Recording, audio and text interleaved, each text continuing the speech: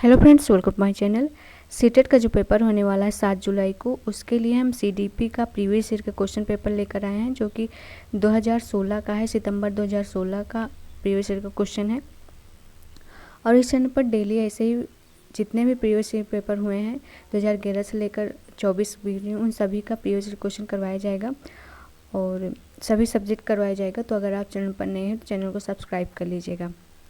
तो इसका हम पहला प्रश्न देखते हैं। निम्नलिखित में से कौन सा अधिगम आकलन को उजागर करता है? तो कौन सा अधिगम है जो आकलन को उजागर करता है? पहला ऑप्शन दिया है शिक्षक मानकों के विद्यार्थियों के उत्तरों की तुलना करके उनका आकलन करना। तो ये तो मानक यहाँ पर दिया है, ये मानक देखते ही उस ऑप्शन को गलत कर देना, और तुलना भी लिखा है, तो ये दोनों एक गलत नेगेटिव वर्ड है।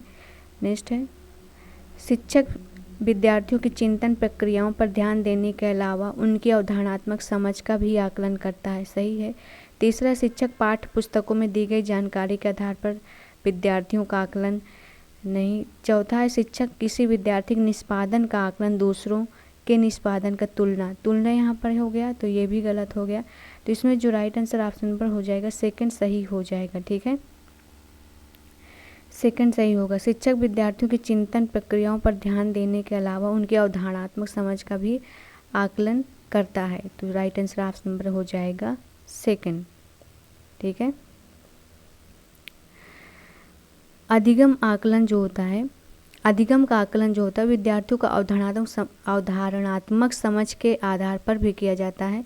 और ये जो मानक है, ये तुलना, ये सभी नेगेटिव वर्ड हैं, तो इसको देखने ही गलत कर देना है। तो राइट आंसर ऑप्शन नंबर इसका सेकंड हो जाएगा। नेक्स्ट क्वेश्चन देखते हैं। बाल केंद्रित शिक्षा शास्त्र का अर्थ है? पहला है बच्चों के अनुभवों और उनकी आवाज़ को प्रमुखता देना। ठीक है। दूसरा है शिक्षक द्वारा बच्चों को आदेश देना। जहाँ भी बच्चों को आदेश देना है वो ऑप्शन गलत कर देना है। तीसरा है निर्धारित सूचना का अनुसरण करने में बच्चों को सक्षम बनाना है। अनुसरण नहीं करना है, उसे करके सीखना है। चौथा है कक्षा में सारी बातें सीखने के लिए शिक्षक को आगे आगे होना है। शिक्षक को आगे आगे नहीं होना है, शिक्षार्थियों को आगे आगे होना है। ठीक है, तो इसमें जो राइट आंसर हो जाएगा ऑप्शन नंबर फर्स्ट हो जाएगा। बच्चों के अनुभवों और उनकी आवाज़ को प्रमुखता देना चाहिए, बिल्कुल सही बात है। तो राइट आंसर ऑप्शन नंबर इसका फर्स्ट हो जाएगा। ठीक है, क्योंकि यह बाल केंद्रित शिक्षा है, ये शिक्षक से केंद्रित नहीं है। तो राइट आंसर ऑप्शन नंबर इसका फर्स्ट हो जाएगा। नेक्स्ट देखते हैं। निम्न में से कौन सा कथन भाषा और विचार के बारे में पियाजे और वाइगोत्स्की के दृष्टिकोण का सही वर्णन करता है? पहला दिया है पियाजे के अनुसार पहले विचार जन्म लेता है। ठीक है, और वाइगोत्स्की के अनुसार भाषा विचार पर भारी प्रभाव पड़ता है। तो ये दोनों, ये पहला ही ऑप्शन इसका शायद सही हो जाएगा।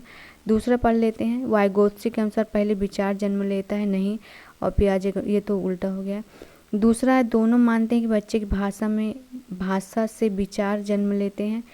चौथा है दोनों भाषा को बच्चे के विचारों से जन्म देती हुई मानते हैं। तो इसमें जो राइट आंसर हो जाएगा ऑप्शन नंबर फर्स्ट हो जाएगा। नेक्स्ट क्वेश्चन देखते हैं।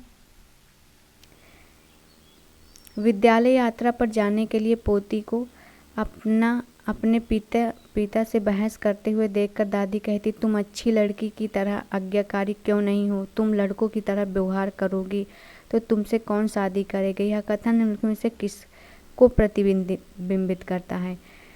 पहला दिया है लड़कियों और लड़कों के स्वभाव के बारे में रूढ़िबद्धता। बिल्कुल सही बात है, क्योंकि वो दादी कह रही है ना कि तुम ऐसे व्यवहार करोगे तुमसे शादी कौन करेगा। तो ये बिल्कुल सही बात है, ये रूढ़िबद्धता को दर्शाता है। राइट आंसर ऑप्शन में इसका फर्स्ट हो जाएगा। नेक्स्ट क्वेश्चन देखते हैं।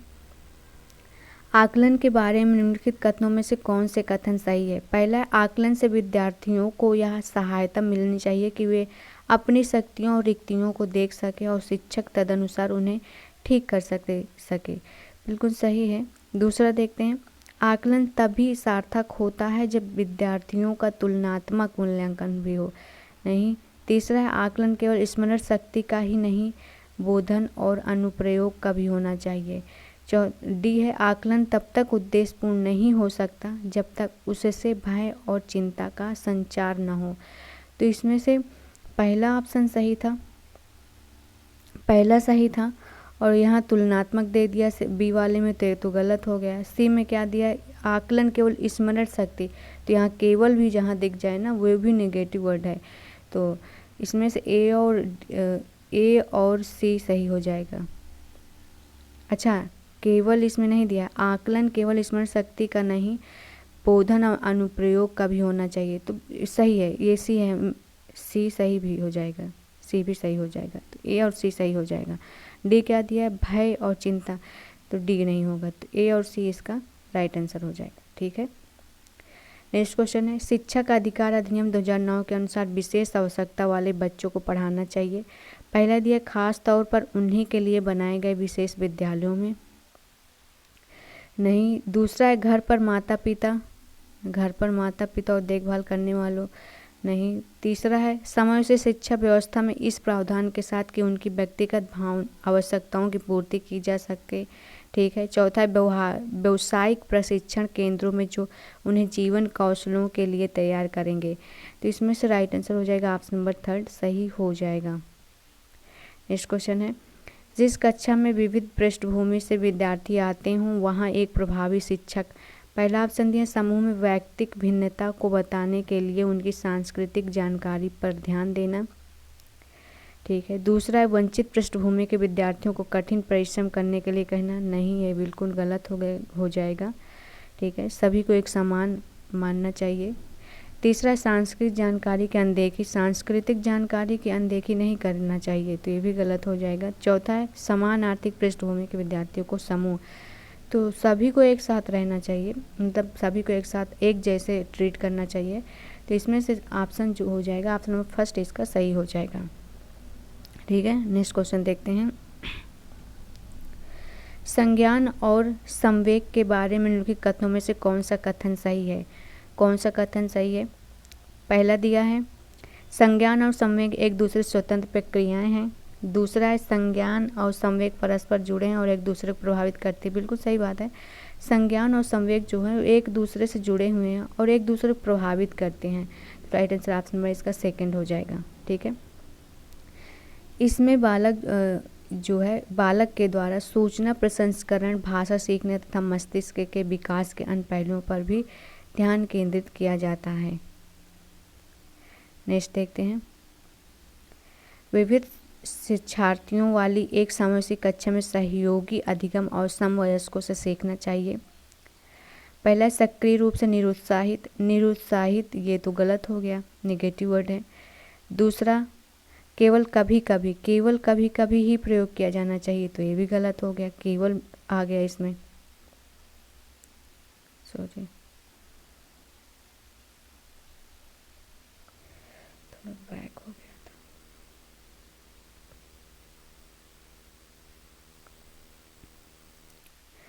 तो केवल कभी कभी ही प्रयोग किया जाता है, ये भी गलत हो गया। तीसरा सक्रिय रूप से प्रोत्साहित किया जाना चाहिए, बिल्कुल सही बात है, सक्रिय रूप से प्रोत्साहित किया जाना चाहिए जिससे समवयस्कों की स्वीकार्यता बढ़े, तो इसमें जो राइट आंसर हो जाएगा ऑप्शन नंबर हो जाएगा थर्ड हो जाएगा। नेक्स्ट क्वेश्चन देखते हैं, एक शिक्षिका अपनी कक्षा में विविधता को संबोधित कर सकती है। पहला है भिन्नताओं को स्वीकार करके और उसे महत्व देकर, ठीक है। दूसरा है बच्चों की सामाजिक सांस्कृतिक पृष्ठभूमि का शिक्षा शास्त्रीय संसाधन के रूप में प्रयोग करके। तीसरा है विभिन्न अधिगम शैलियों को समायोजित करके।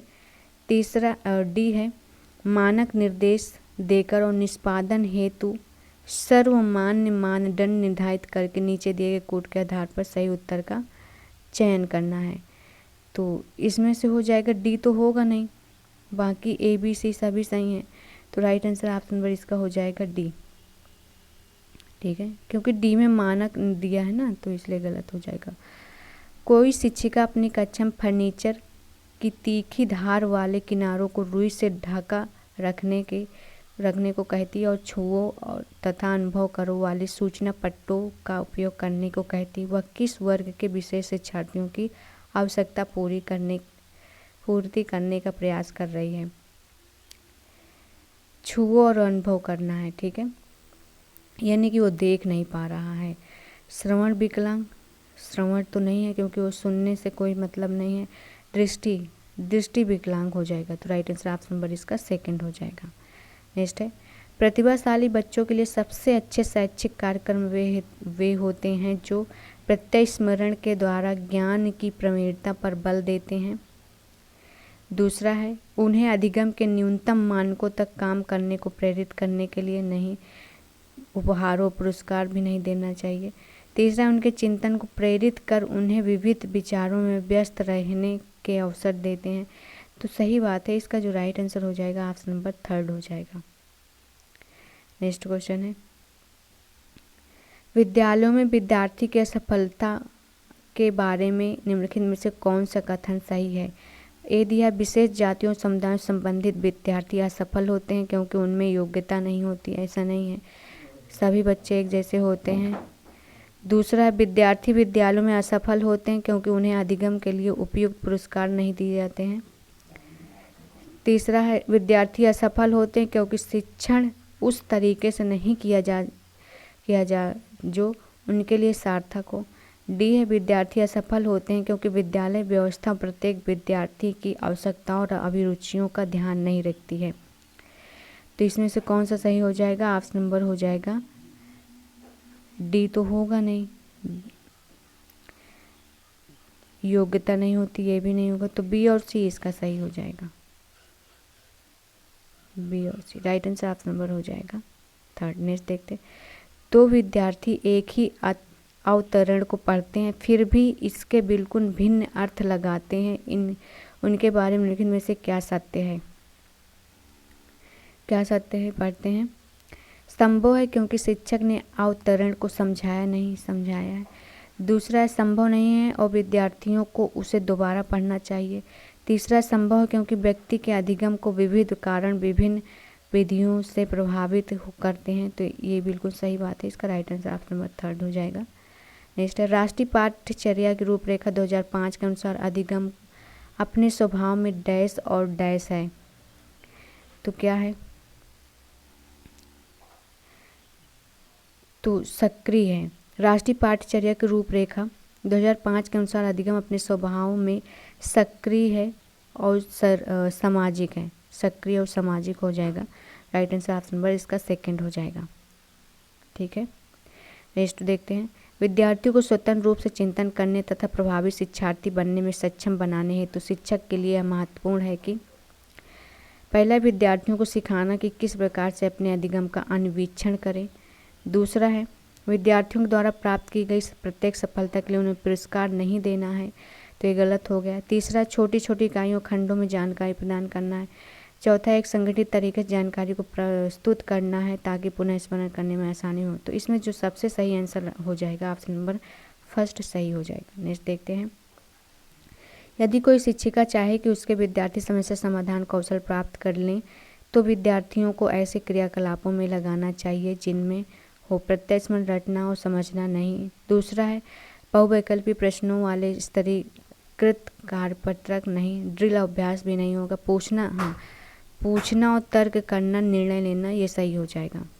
नेक्स्ट है, कक्षा तक पहुंचने वाली बच्चों की भोली अवधारणाओं को जानना। पहला, शिक्षक के किसी उद्देश्य की पूर्ति नहीं करता है। दूसरा है, शिक्षक के हौसलों को पस्त कर देता है क्योंकि इससे उसका कार्यभार बढ़ता है। तीसरा, शिक्षक के लिए अपने शिक्षण को अधिक सार्थक बनाने की योजना बनाने में सहायक होता है। चौथा है, शिक्षक की योजना और शिक्षण में रुकावट बनता है। तो इसमें जो राइट आंसर हो जाएगा ऑप्शन नंबर थर्ड हो जाएगा। ठीक है, नेक्स्ट क्वेश्चन देखते हैं। निम्न में से कौन सा तत्व अधिगम को प्रभावित करता है? कौन सा तत्व करता है? पहला, शिक्षार्थी का उत्प्रेरण, ठीक है। दूसरा है, शिक्षार्थी की परिपक्वता, ठीक है। शिक्षण युक्तियाँ, ठीक है। शिक्षार्थी का शारीरिक और संवेगात्मक स्वास्थ्य। तो इसमें से कौन सही हो जाएगा देखते हैं। सभी सही है, तो right answer option number second हो जाएगा। नेक्स्ट है, सार्थक अधिगम है। पहला, वयस्कों और अधिक सक्षम साथियों का अनुकरण। दूसरा, उद्दीपक तथा उत्तर के बीच युग्मन तथा सहचार। तीसरा है, दी गई सूचना का निष्क्रिय ग्रहण। चौथा है, निजी अनुभवों से ज्ञान की संरचनाओं का सक्रिय निर्माण। तो इसमें जो राइट आंसर हो जाएगा ऑप्शन नंबर 4 हो जाएगा। नेक्स्ट है, विद्यार्थियों के प्रभावशाली अधिगम के लिए निम्नलिखित में से कौन सा शिक्षक के प्रारंभिक कार्यों में से एक नहीं है? तो कौन सा नहीं है? विद्यार्थियों की उन अवधारणाओं को जानना जिन्हें लेकर वे कक्षा में आते हैं। दूसरा, विद्यार्थियों को उपदेशात्मक विधि से सूचना प्रदान करना। ठीक है। तीसरा, विद्यार्थियों से उच्चतर स्तर के प्रश्नों के उत्तर की अपेक्षा करना। नहीं। चौथा है, बच्चों को यह सिखाना कि वे अपने अधिगम प्रयासों को कैसे देख और सुधार सकते हैं। तो इसमें से जो राइट आंसर हो जाएगा ऑप्शन नंबर सेकंड हो जाएगा, विद्यार्थियों को उपदेशात्मक विधि से सूचना प्रदान करना चाहिए। Right answer option number second हो जाएगा। नेक्स्ट देखते हैं, विकास के सिद्धांत के बारे में निम्नलिखित में से कौन सा कथन गलत है? कौन सा कथन गलत है पूछा है। पहला है, विकास वंशानुगत और वातावरण के बीच सतत अन्योन्य क्रिया से होता है। बिल्कुल सही बात है, ये तो सही होगा। दूसरा है, विकास परिपक्वन और अधिगम पर आधारित होता है। बिल्कुल सही बात है। तीसरा, प्रत्येक बच्चा विकास के चरणों से गुजरता है, फिर भी बच्चों में व्यक्तिगत भिन्नताएं होती हैं। बिल्कुल सही बात है। तो इसमें गलत पूछा है, तो एक ही ऑप्शन बचता है, तो राइट आंसर ऑप्शन नंबर इसका 4 हो जाएगा। विकास एक परिणात्मक प्रक्रिया है जिसका ठीक ठाक मापन, विकास का ठीक ठाक मापन नहीं होता, वृद्धि का ठीक ठाक मापन होता है। तो राइट आंसर ऑप्शन नंबर 4 हो जाएगा। नेक्स्ट क्वेश्चन है, डैश तथा डैश के विशिष्ट अन्योन्य क्रिया का परिणाम विकास के विविध मार्गों और निष्कर्षों के रूप में हो सकता है। पहला है वंशानुगत पर्यावरण, तो इसमें पूछा गया है डैश डैश वंशानुगत और पर्यावरण की विशिष्ट अन्योन्य क्रिया के परिणाम विकास के विभिन्न मार्गों और निष्कर्षों के रूप में हो सकता है। बिल्कुल सही बात है। तो इसका जो राइट आंसर हो जाएगा ऑप्शन नंबर फर्स्ट ही हो जाएगा। चुनौती, स्थिरता सब मतलब नहीं है। नेक्स्ट क्वेश्चन देखते हैं, विद्यालय और समाजीकरण के बारे में लिखने में से क्या सत्य है? पहला, समाजीकरण में विद्यालय की कोई भूमिका नहीं होती है, ऐसा नहीं है। दूसरा है, विद्यालय समाजीकरण का एक महत्वपूर्ण कारक है। ठीक है। तीसरा है, समाजीकरण से विद्यालय की बहुत थोड़ी भूमिका, बहुत थोड़ी नहीं होती। चौथा है, विद्यालय समाजीकरण का पहला मुख्य कारक है, नहीं, पहला परिवार होता है। तो राइट आंसर ऑप्शन नंबर इसका सेकंड हो जाएगा। नेक्स्ट है, जीन पियाजे के संज्ञानात्मक विकास के सिद्धांत के बारे में निम्नलिखित कथनों में से कौन सा कथन सही है? पहला, पियाजे ने संज्ञानात्मक विकास के 5 स्पष्ट चरण प्रस्तावित किए। दूसरा, पियाजे का तर्क है कि संज्ञानात्मक विकास चरणों में आगे बढ़ने की अपेक्षा निरंतर होता है। ठीक है। तीसरा है, किसी चरण को छोड़ा नहीं जा सकता है क्योंकि ये चरण स्थिर है। चौथा है, बच्चों के सांस्कृतिक आधार के अनुसार इन चरणों का क्रम बदला जा सकता है। तो इसमें जो राइट आंसर हो जाएगा ऑप्शन नंबर सेकंड हो जाएगा। पियाजे का तर्क था कि संज्ञानात्मक विकास चरणों में आगे बढ़ने की अपेक्षा निरंतर होता है। तो बिल्कुल सही बात, विकास जो होता है जन्म से मृत्यु तक निरंतर होता है, कंटिन्यू होता है। नेक्स्ट क्वेश्चन देखते हैं, जीन पियाजे के द्वारा प्रस्तुत संरक्षण के प्रत्यय से तात्पर्य है कि कुछ भौतिक गुणधर्म वही रहते हैं चाहे बाहरी आकृतियां बदल जाएं। दूसरा है, वन्य जीवन और वनों का संरक्षण बहुत महत्वपूर्ण है। तीसरा, परिकल्पना पर विधिवत परीक्षण से सही निष्कर्ष पर पहुंच सकता है। चौथा है, दूसरे के परिदृश्य को ध्यान में रखना एक महत्वपूर्ण संज्ञानात्मक क्षमता है। तो इसमें जो राइट आंसर हो जाएगा ऑप्शन नंबर हो जाएगा संरक्षण पूछा है। तो कुछ भौतिक गुणधर्म वही रहते हैं चाहे बाहरी आकृतियां बदल जाए। तो राइट आंसर ऑप्शन नंबर इसका फर्स्ट हो जाएगा। नेक्स्ट देखते हैं, हार्वर्ड गार्डनर के बहुबुद्धि सिद्धांत के अनुसार निम्नलिखित का मिलान करना है। तो सबसे पहले हम मिलान कर लेते हैं इसका। पहले संगीतात्मक दिया है तो वायलिन वादक हो जाएगा इसका। भाषिक दिया है तो कवि हो जाएगा, जिस पर भाषा पर अच्छी कमांड होती है वो मतलब भाषिक होता है, बुद्धिक प्रकार। अंतर्वैयक्तिक हो जाएगा चिकित्सक, जो सबसे मिलकर रहता है। ठीक है।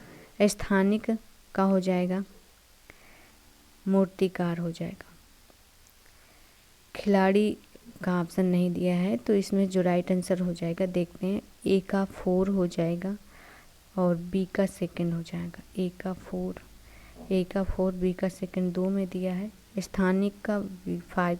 तो इसमें से राइट आंसर हो जाएगा ऑप्शन नंबर 3। नेक्स्ट देखते हैं, लेव वाइगोत्स्की के अनुसार भाषिक विकास मानव चिंतन के स्वभाव को बदल देता है।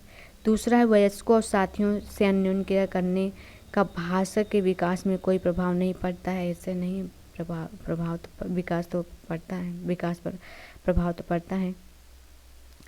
तीसरा है भाषिक विकास में संस्कृत भूमिका बहुत कम होती है। चौथा है बच्चे भाषा अर्जन की एक युक्ति से कोई भाषा सीखते हैं नहीं। तो इसमें जो राइट आंसर हो जाएगा ऑप्शन नंबर फर्स्ट हो जाएगा, भाषिक विकास मानव चिंतन के स्वभाव को बदल देता है। तो राइट आंसर ऑप्शन नंबर इसका फर्स्ट हो जाएगा। नेक्स्ट देखते हैं, लॉरेंस कोहलबर्ग के नैतिक तर्क के सिद्धांत के अनेक बातों के लिए आलोचना की जाती है। इस आलोचना के संदर्भ में लेकिन कौन सा कथन सही है पूछा है। पहला दिया, अपनी सैद्धांतिक रूपरेखा पर पहुंचने के लिए कोहलबर्ग ने पियाजे के सिद्धांतों को दोहराया नहीं। दूसरा है कोहलबर्ग ने नैतिक तर्क के प्रत्येक सोपान के लिए विशेष उत्तर नहीं दिया। तीसरा है कोहलबर्ग का सिद्धांत बच्चों के प्रत्युत्तरों पर ध्यान केंद्रित नहीं करता है। चौथा है कोहलबर्ग ने अपने अध्ययन को मूलतः पुरुषों के नमूनों पर आधारित किया था। तो ये बिल्कुल सही बात है, इसका राइट आंसर ऑप्शन नंबर 4 हो जाएगा। अगर वीडियो अच्छी लगी तो लाइक कर दीजिएगा और चैनल को सब्सक्राइब कर लीजिएगा।